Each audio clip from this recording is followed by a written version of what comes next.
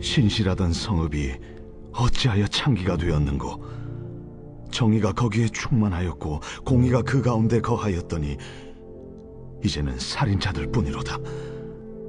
내 은은 찌꺼기가 되었고 내 포도주에는 물이 섞였도다. 내 고관들은 패역하여 도둑과 짝하며 다 뇌물을 사랑하며 예물을 구하며 고아를 위하여 신원하지 아니하며 과부의 송사를 수리하지 아니하는도다. 그러므로 주 만군의 여호와 이스라엘의 전능자가 말씀하시되, 슬프다. 내가 장차 내 대적에게 보응하여 내 마음을 편하게 하겠고 내 원수에게 보복하리라. 내가 또 내 손을 네게 돌려 네 찌꺼기를 잿물로 씻듯이 녹여 청결하게 하며 내 혼잣물을 다 제하여 버리고 내가 네 재판관들을 처음과 같이 네 모사들을 본래와 같이 회복할 것이라. 그리한 후에야 네가 의의 성읍이라 신실한 고울이라 불리리라 하셨나니, 시온은 정의로 구속함을 받고 그 돌아온 자들은 공의로 구속함을 받으리라. 그러나 패역한 자와 죄인은 함께 패망하고 여호와를 버린 자도 멸망할 것이라. 너희가 기뻐하던 상수리 나무로 말미암아 너희가 부끄러움을 당할 것이요 너희가 택한 동산으로 말미암아 수치를 당할 것이며, 너희는 잎사귀 마른 상수리 나무가 될 것이요 물 없는 동산 같으리니 사모라기 같고 그의 행위는 불티 같아서 함께 탈 것이나 끌 사람이 없으리라.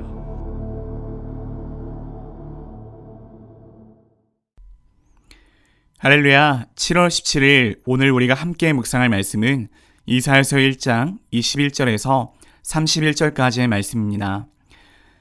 먼저 이사야 1장 하반부의 말씀을 살펴보기 전에 이사야가 어떤 내용을 담고 있는지 다시 한 번 더 정리를 해드리겠습니다. 이사야서는 지금으로부터 약 2700년 전 유다 왕국이 위기에 처했을 때 활동했던 선지자 이사야를 통해 주신 하나님의 말씀이지요. 당시 상황을 정리해드리면 남유다 왕국은 겉으로 보기엔 어느 정도 번영을 누리고 있는 것처럼 보였으나 내막을 살펴보면 심각한 문제들이 있었습니다. 정치적으로는 아수르라는 초강대국이 주변 나라들을 침략하고 세력을 넓히는 중에 있었습니다. 그리고 유다 왕국도 언제 아수르에게 삼켜질지 모르는 그런 위협 속에 있었습니다. 경제적으로 살펴보면 부자들은 점점 더 부자가 되고 힘없는 사람들, 특히 고아와 과부와 그런 사회적인 약자들은 사는 것이 점점 더 어려워졌습니다. 특별히 가장 큰 문제가 있다면 이들의 신앙적인 부분이었습니다. 사람들은 성전에 나가서 예배를 드리지만 정작 삶에서 정직한 모습도 없고 사랑도 찾아볼 수가 없었습니다. 그래서 오늘 이 말씀은요, 사랑하는 사람이 잘못된 길로 갔을 때 부모가 자녀의 잘못을 보고 마음을 아파하면서도 다시 올바른 길로 돌아올 수 있도록 애를 쓰는 모습으로 비유할 수 있을 것 같습니다. 이제 본문의 내용을 조금 더 구체적으로 살펴볼까요? 21절의 말씀을 읽으면 이런 느낌인 것 같습니다. 도대체 너 어쩌다 이렇게 됐냐? 어쩌다가 이렇게 변한 거야? 마치 사랑을 말하는 드라마의 주인공들처럼 말이지요.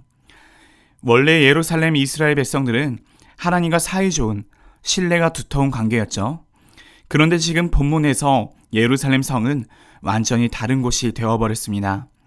여기에서 창기라는 표현은요, 다른 것에 마음을 빼앗긴 배신을 뜻하는 비유입니다.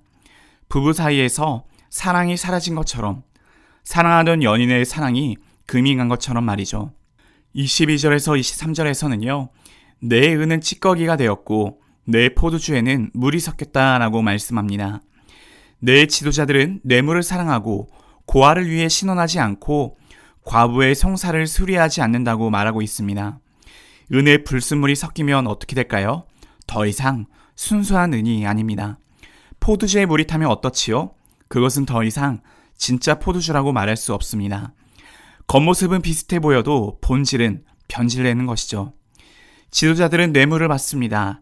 힘이 없고 어려운 사람들, 고아와 과부의 억울함을 들어주지 않습니다. 그러자 하나님께서 직접 나셨습니다. 24절과 25절의 말씀을 보면, 그러므로 주 만군의 여호와 이스라엘의 전능자께서 말씀하십니다.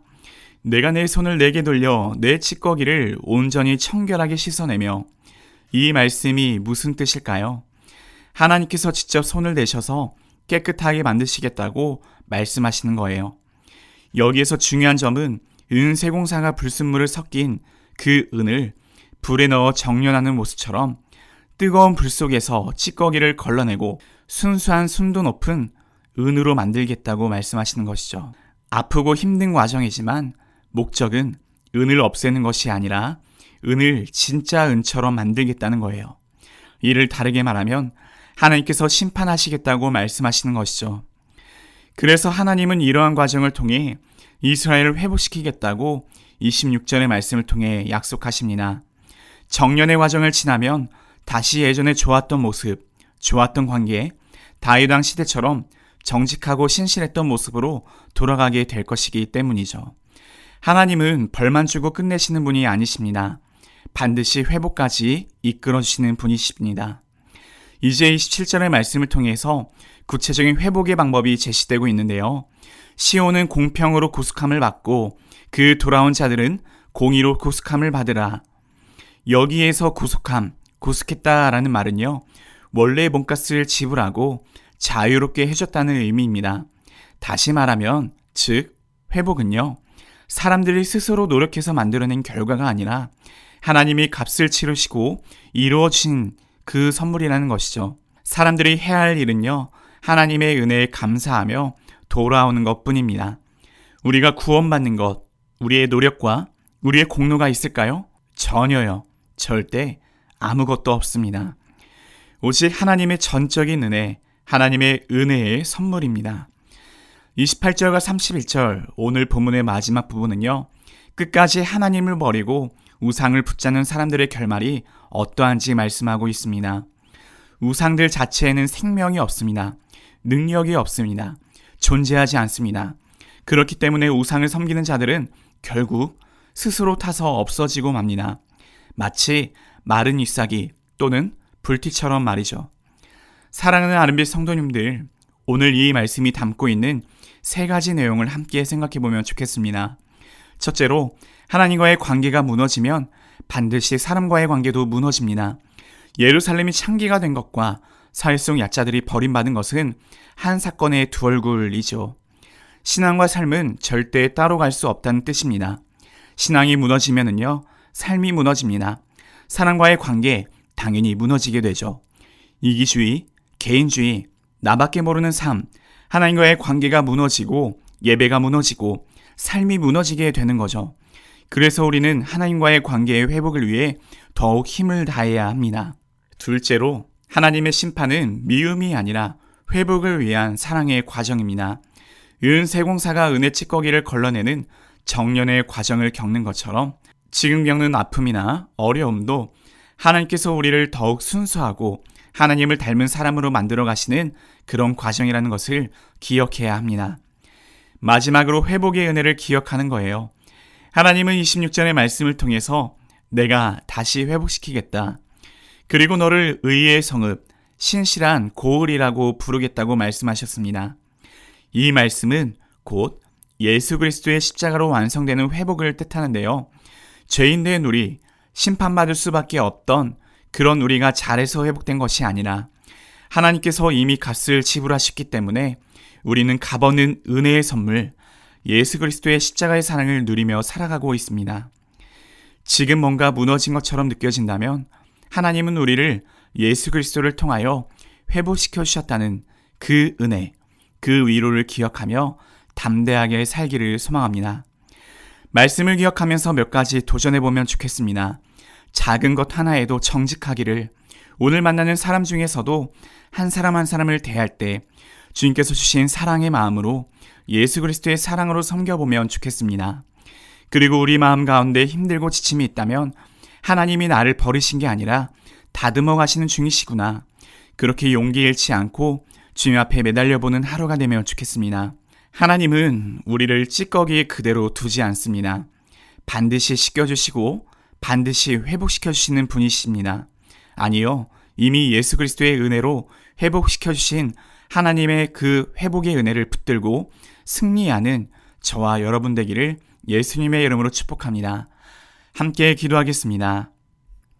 존귀하신 하나님 아버지, 말씀을 통해 깨달음을 주심에 감사드립니다. 아버지 하나님, 저희도 예배는 드리면서 삶으로는 주님을 잊고 살아가는 그런 연약함을 알고 계십니다. 형식은 갖추었으나 정작 마음은 주님께로부터 멀리 떠나 있던 시간들을 용서하여 주시고 마음의 중심이 오직 하나님 아버지께만 향하도록 인도하여 주시옵소서. 오늘 말씀을 통해 주님의 마음을 다시 한번 확인합니다. 주님의 손은 저희를 벌하시려는 손이 아니라 저희를 정결케 하시고 회복시키려는 사랑의 손임을 깨닫습니다. 지금 저희 삶의 찌꺼기처럼 남아있는 것들, 욕심과 무관심 그리고 완고함을 주님께서 친히 걸러내어 주시옵소서. 주님께서 허락하신 회복의 은혜가 저의 노력이 아니라 오직 예수 그리스도께서 십자가에서 값을 치르신 은혜임을 기억하게 하시고 그 은혜에 합당한 삶을 살아낼 수 있도록 오늘 하루도 사랑과 정직함으로 살아가는 아름빛교회 성도들이 되게 하여 주시옵소서. 존귀하신 예수님의 이름으로 기도합니다. 아멘.